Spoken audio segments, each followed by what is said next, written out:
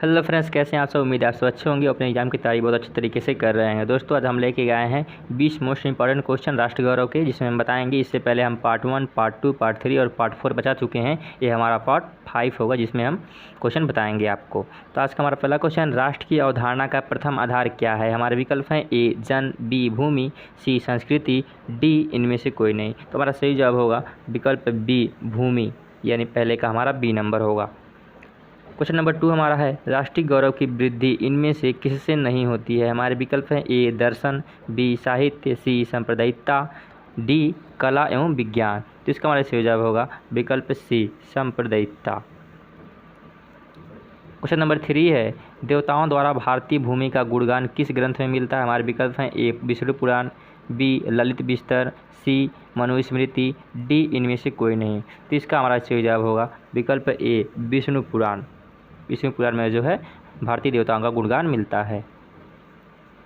Question number 4 हमारा है, सभा और समिति प्रजापति की 2 पुत्रियां हैं, ये कहाँ वर्णित है। तो हमारे विकल्प हैं ए अथर्ववेद, बी तैत्तिरीय संहिता, सी अर्थशास्त्र, डी शुक्र नीति और सार, शुक्र नीति सार। तो इसका हमारा सही जवाब होगा विकल्प ए अथर्ववेद में ये वर्णित है। क्वेश्चन नंबर 5 है, बुद्ध के समय कितने गणराज्य का अस्तित्व था। हमारे विकल्प हैं ए 16, बी 12, सी 10, डी 15। तो इसका हमारा सही जवाब होगा विकल्प सी यानी 10। क्वेश्चन नंबर 6 है, नागार्जुन ने किस ग्रंथ का प्रणयन किया था। तो हमारे विकल्प हैं ए कृत्यकल्पतरु, बी अर्थशास्त्र, सी आयुर्वेद प्रकाश, डी रस रत्नाकर। तो इसका हमारा सही जवाब होगा विकल्प डी रस रत्नाकर। क्वेश्चन नंबर 7 है, गणित सार संग्रह पुस्तक के लेखक कौन है। हमारे विकल्प हैं ए महावीराचार्य, बी कालिदास, सी व्यास, डी चाणक्य। तो इसका हमारा सही जवाब होगा विकल्प ए महावीराचार्य। क्वेश्चन नंबर 8 है, ऋग्वेद में जन शब्द का उल्लेख कितनी बार हुआ है। ए 225 बार, बी 250 बार, सी 275 बार, डी 300 बार। तो इसका हमारा सही जवाब होगा विकल्प सी यानी 275 बार जन शब्द का उल्लेख मिलता है। क्वेश्चन नंबर 9 हमारा है, अर्थशास्त्र के रचनाकार कौन है। हमारे विकल्प हैं ए चाणक्य, बी कालिदास, सी वाल्मीकि, डी व्यास। तो इसका हमारा सही जवाब होगा विकल्प ए चाणक्य। क्वेश्चन नंबर 10 है, महाभारत का पहला पर्व है। ए वन पर्व, बी आदि पर्व, सी उद्योग पर्व, डी भीष्म पर्व। तो इसका हमारा सही जवाब होगा विकल्प बी आदि पर्व। क्वेश्चन नंबर 11 हमारा है, महाभारत का अंतिम पर्व है। हमारे विकल्प हैं ए स्वर्गारोहण, बी महाप्रस्थानिक, सी अश्वमेध, डी अनुशासन। तो इसका हमारा सही जवाब होगा विकल्प ए स्वर्गारोहण। क्वेश्चन नंबर 12 है, अजंता की गुफाएं संबंधित है। हमारे विकल्प हैं ए गौतम बुद्ध से, बी महावीर, सी मछिंद्रनाथ, डी नागार्जुन। तो इसका हमारा सही जवाब होगा विकल्प ए गौतम बुद्ध से अजंता की गुफाएं संबंधित हैं। 13 नंबर हमारा, आयुर्वेद में रसों की संख्या कितनी है। तो हमारे विकल्प हैं ए 4, बी 5, सी 6, डी 7। तो इसका हमारा सही जवाब होगा विकल्प हमारा होगा सी यानी 6। क्या था हमारा सी नंबर इसका होगा आंसर 13 का।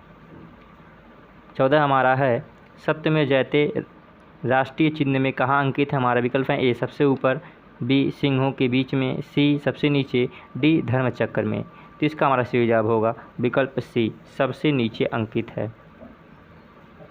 15 हमारा है, भारत के राष्ट्रीय ध्वज के अशोक चक्र में कुल कितनी तिल्लियाँ हैं। हमारे विकल्प हैं ए 24, बी 30, सी 25, डी 36। तो दोस्तों इसका जवाब आप लोग कमेंट बॉक्स से बताइएगा।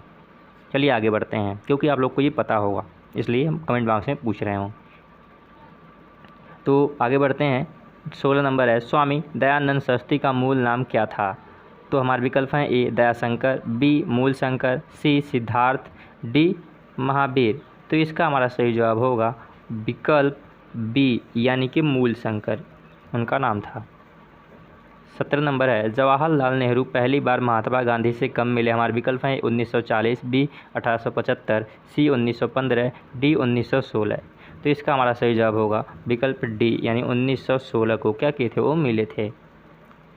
18 नंबर है आदि शंकराचार्य ने किस आयु में संन्यास लिया था। हमारे विकल्प हैं 8 वर्ष, बी 25 वर्ष, सी 20 वर्ष, डी इनमें से कोई नहीं। तो इसका हमारा सही जवाब होगा विकल्प ए, यानी 8 वर्ष की उम्र में उन्होंने क्या किया था, संन्यास ले लिया था।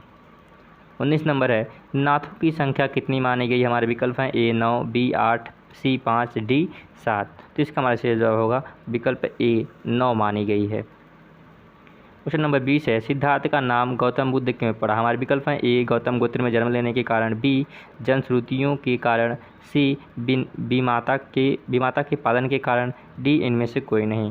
तो इसका हमारा सही जवाब होगा विकल्प ए गौतम गोत्र में जन्म लेने के कारण क्या था, उनका गौतम बुद्ध नाम पड़ा था।